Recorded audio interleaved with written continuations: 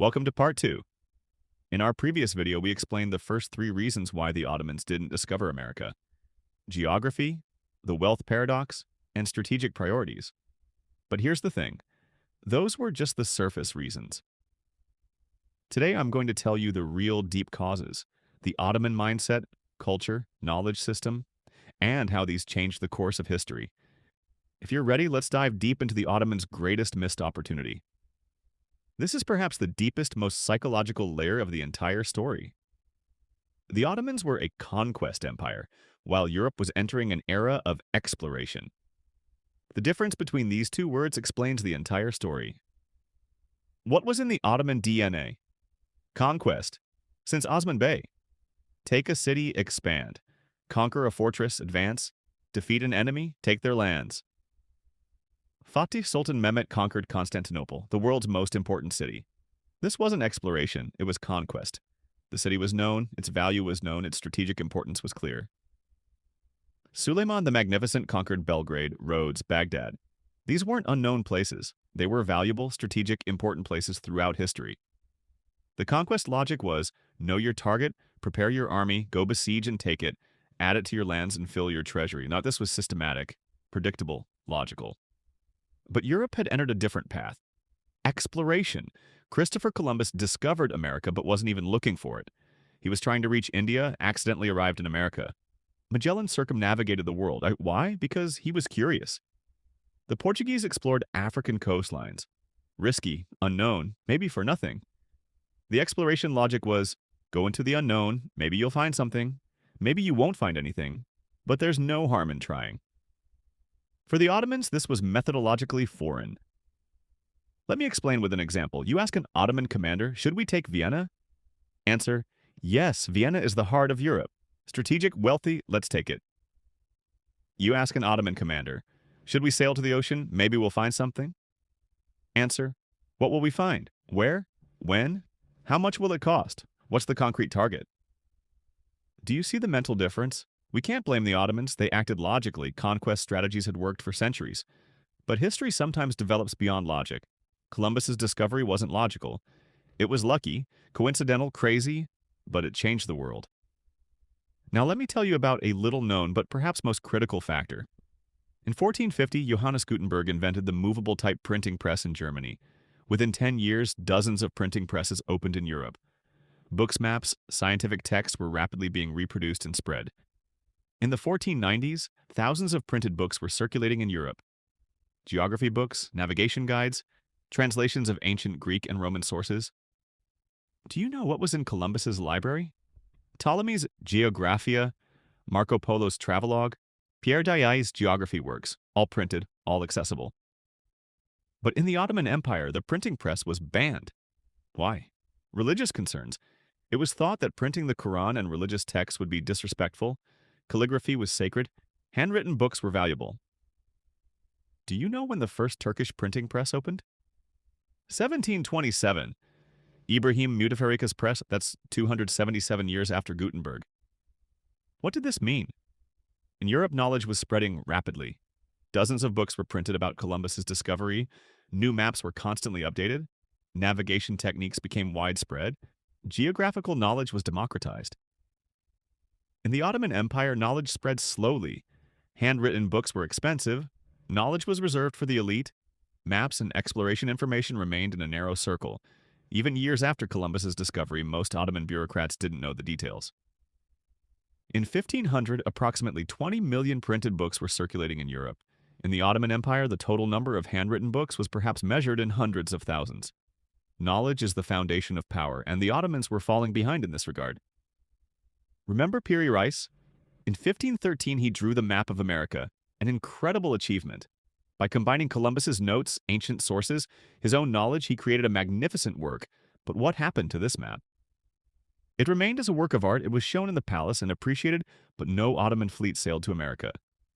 If this map had been in Europe, it would have been immediately printed, distributed throughout Europe. Dozens of exploration expeditions would have been planned. And the tragedy doesn't end here.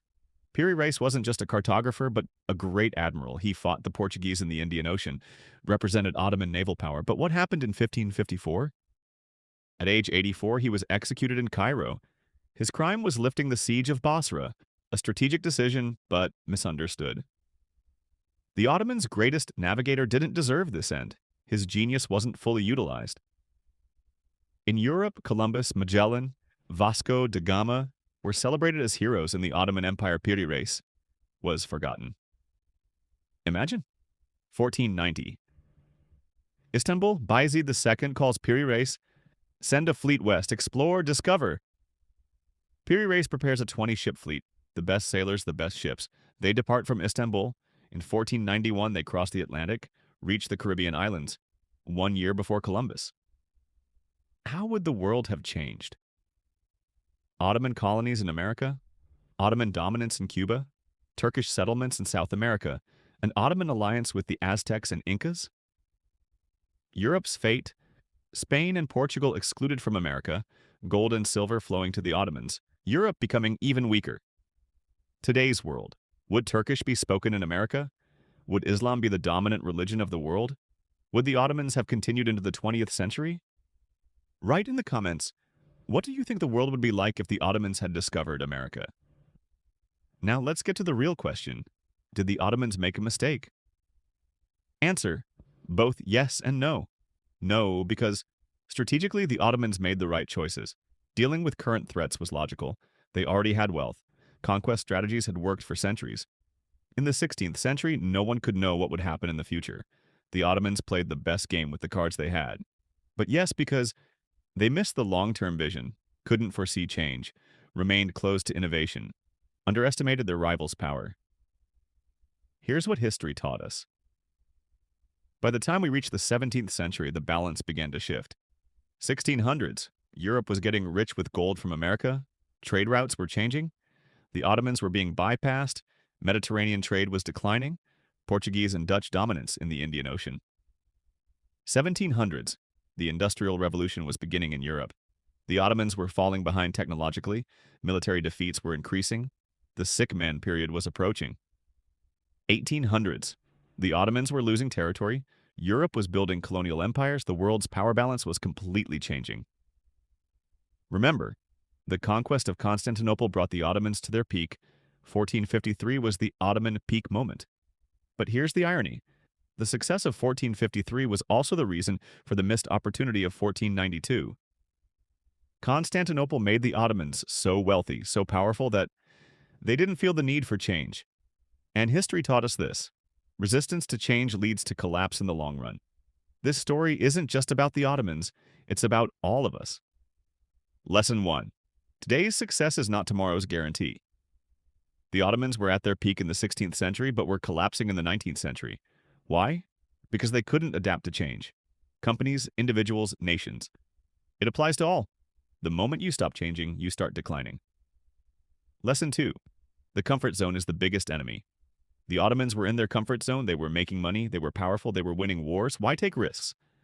But the greatest opportunities are outside the comfort zone. Opening up to the unknown requires courage. Lesson 3. Knowledge and innovation are vital. The ban on the printing press deprived the Ottomans of the information age. While Europe was democratizing knowledge, the Ottomans fell behind. Today, knowledge and technology are equally critical. Those who fall behind, stay behind. Lesson 4. Visionary thinking is essential. The Ottomans lived for today. Europe imagined the future. Columbus's discovery was crazy, but it changed the world. What crazy ideas are we saying yes to today? Artificial intelligence? Space exploration? Climate technologies? Those who shape the future will be those who take risks. The Ottomans didn't discover America, but this doesn't mean the Ottomans failed. The Ottomans were a magnificent civilization that lasted 600 years. However, not discovering America became a symbol of missing opportunities, resisting change, losing vision. History isn't written with what-ifs, but it teaches us lessons. And here's the most important lesson. Success can blind you, wealth can make you lazy, power can make you arrogant. But the world keeps turning, change doesn't stop, and those who don't adapt disappear in the pages of history. If this two-part series made you think, hit that like button. If you want more content about Ottoman history, subscribe and turn on notifications. Let's discuss in the comments. What was the Ottomans' biggest mistake? Geography, wealth, strategy, mindset, or knowledge? What Ottoman topic should we cover in the next video? Remember, history isn't hidden in the past, it's hidden in our decisions today. The Ottomans didn't go to America, but don't give up searching for your own America. See you in the next video with another hidden story from history. Goodbye.